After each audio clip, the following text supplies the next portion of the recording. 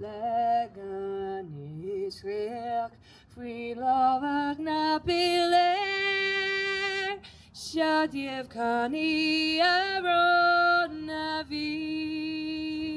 Can you kind of come to some conclusion? How do you feel about where Nine Ships 1825 Inc. stands now after the Bicentennial Commemoration?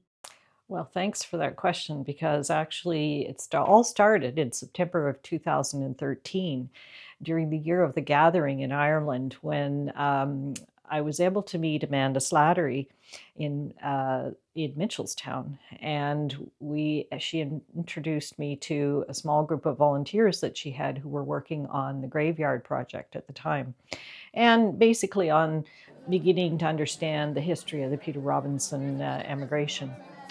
And over the years, we've kept connected. And here we knew we needed to be organized. We needed to be ready for 2025. And the years rolled by, and people were keen. Their ideas came forward. Our community groups were interested in being engaged. And finally, a couple of years ago, we were able to incorporate as Nine Ships 1825 Inc. And it's just been nonstop since then.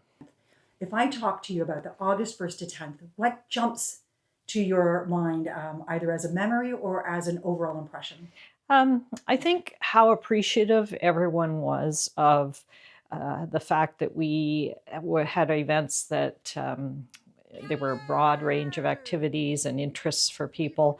And I think people felt it was seamless. We felt there were many details that we had to tend to, but it was very nice that people expressed such appreciation after all the many months and years of work that myself and the board members and all of our volunteers and our contractors did to make this such a success, the Bicentennial.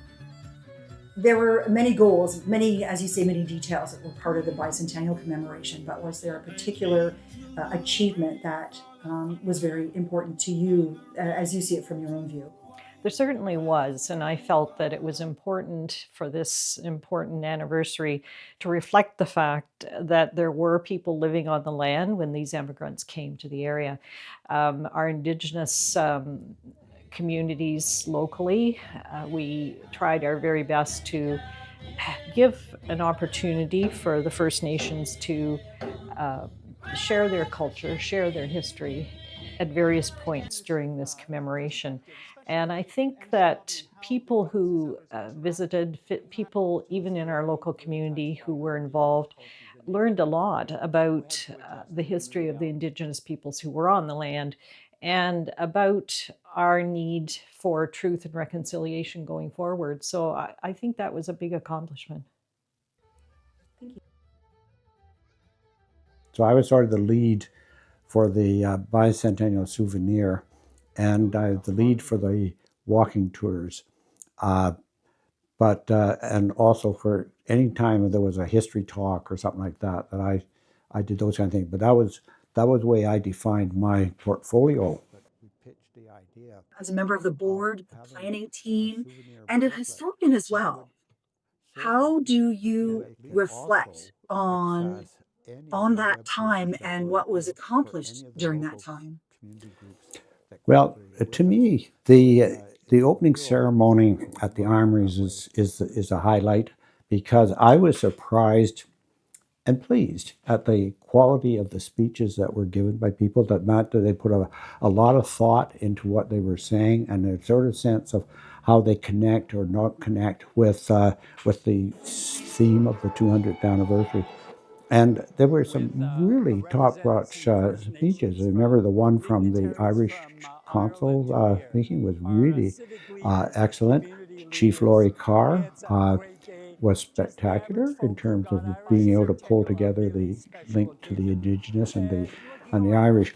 So to my way of thinking, the things that went into that turned out to surprise me. They were, in other words, it was better than I expected, and even having been involved, having gone ahead of time and helped with making decisions about it, it came off really quite well. And thinking back on it, the other event that stands out for me is the St. Patrick's Day Parade, which had had a link across to the community in a much wider way. And it's kind of funny. I think of all the years that I've been around, I've never walked down the middle of a major street, period, since university days. So this brought back kind of good memories that way, but also you see the world differently when you're looking at it from a perspective like that. And we had the board carrying the banner going along there, and the diversity of the people who turned up for it was quite pleasing. The next thing I liked best was the historical walks, and I felt that we should have had these. I plumbed for these right from the start. That if people come, no matter how far they've come, and I always felt that even local people should be able to benefit from this. It isn't just that those who traveled from the far reaches of the U.S. and Ireland, but local people as well. And the surprise that came out in the walking tours was how big Peterborough was, even in 1825, so in their first coming. So you get a real feel there that, and there's a sense that with walking, you get a chance to see some of the changes that were made. Some of them are early, some late, but we tried to pick out things that would resonate with 1825 or with Peter Robinson. We did the two tours, the one featuring the Irish, the other featuring Peter Robinson, and I really enjoyed those. Over the last, years, actually, there was a commemoration in 1925 for the 100-year anniversary. There was one in 1975. So there was an expectation to have something, to do something, and it kind of fell on us. So we had to do something to meet the expectation of not only our community, but also visitors coming in. All the descendants were, wanting something to help them, reconnect with their ancestry, where their ancestors came from. So, yeah. Do you feel that was accomplished? I do feel it was accomplished, yes. Whether it was through education and promotion of the events and throughout the year, or the actual event where people came in and reconnected with other people who came on their ships, other families.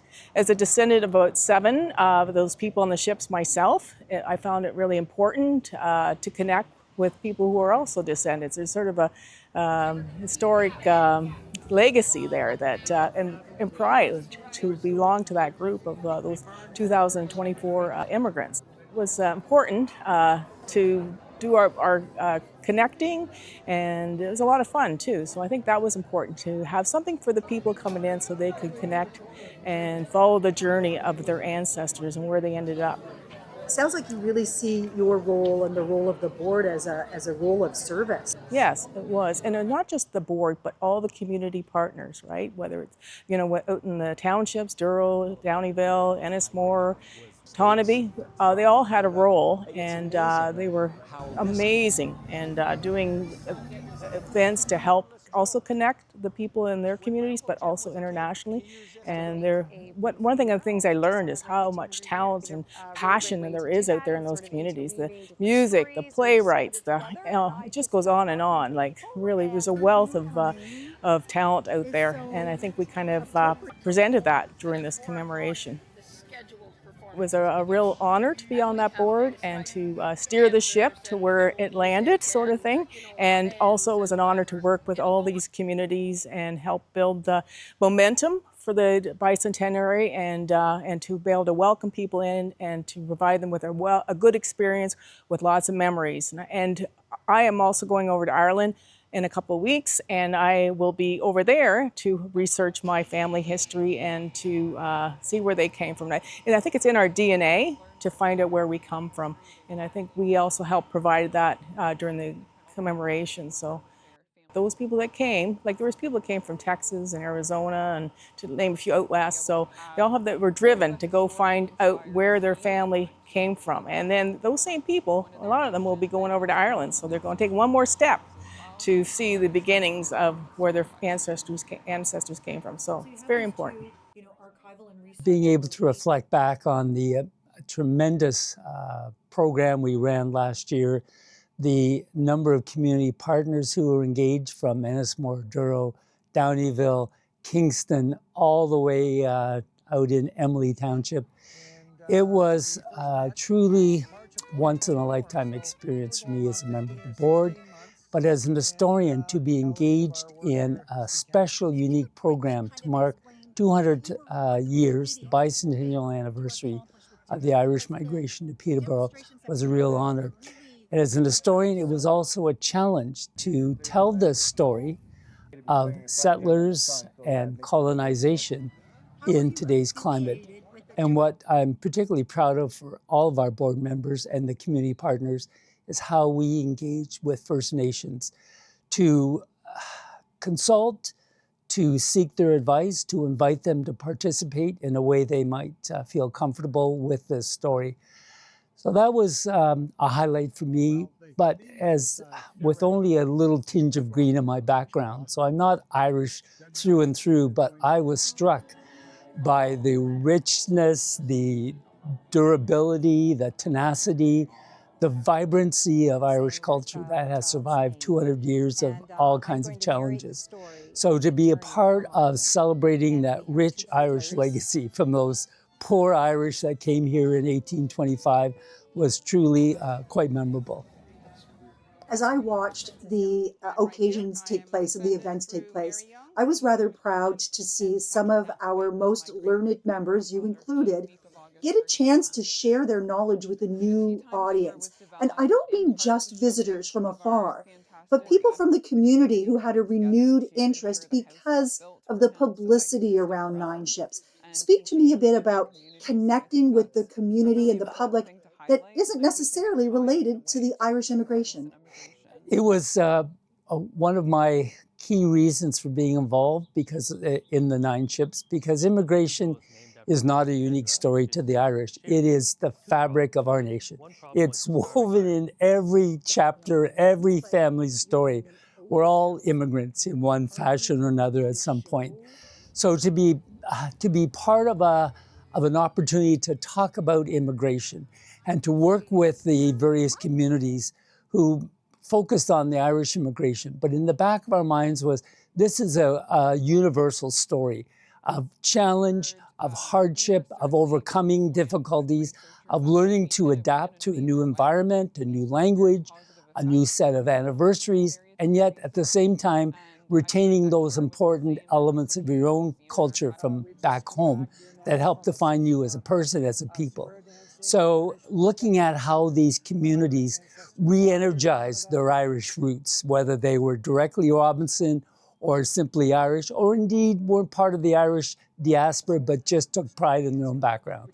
So to me, accomplishing that renewed interest and energy to the cultural story of our multicultural fabric was really quite unique. Well, my name is Brendan Moher, and I'm the chair and president of Nine Ships 1825 Inc. Very humbled and very honored to be so. As we look back at the August 1st to 10th commemoration, what is your impression? What is your reflection?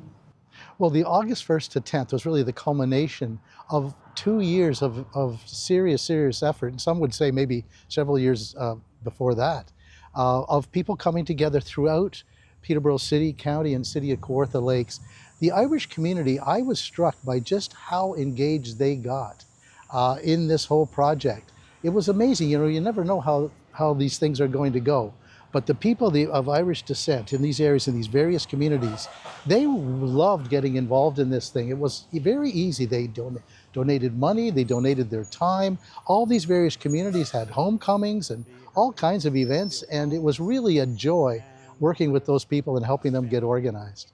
And then, of course, August 1st to 10th, that was the culmination of the Nine Ships aspect of this and the organization that we did. And it was, it was a wonderful time. People came here from Ireland, and they came here from the United States, Australia, all across Canada.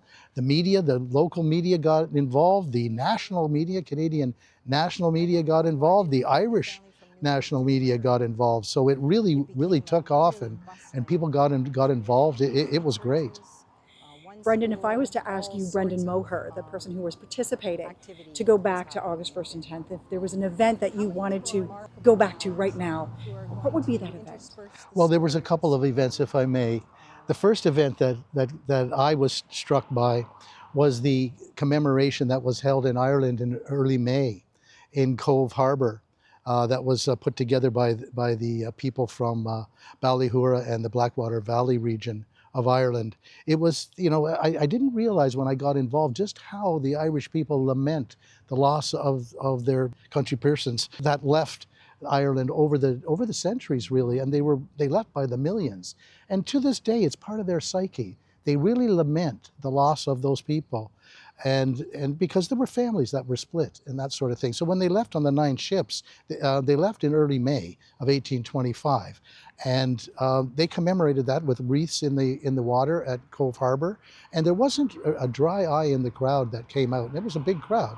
So over 100 people came out to the water's edge there to see that. And I was honored to speak as well as some other dignitaries. So that was really an important moment for me. I was quite amazed at that.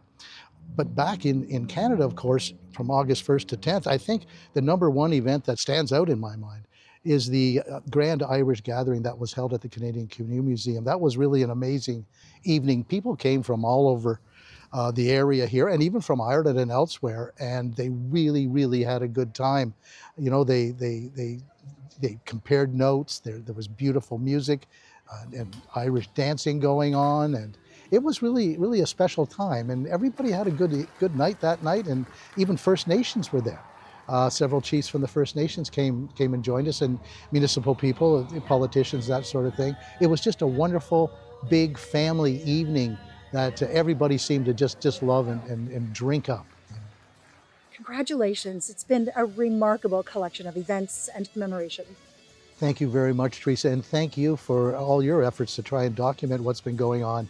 People will look at this 50 years or 100 years from now of all the things that happened here, and it's a good news story. It really is.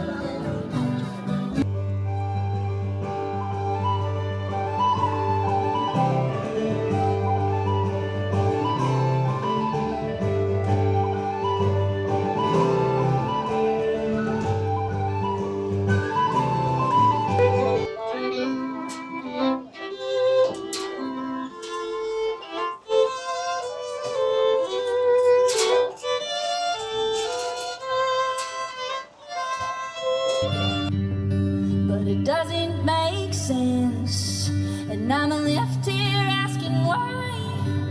Why am I the second choice or the alibi? Be beautiful, be brave. Don't ask me to stay, 'cause the second that I met you, oh, everything turned green. It's a mystery.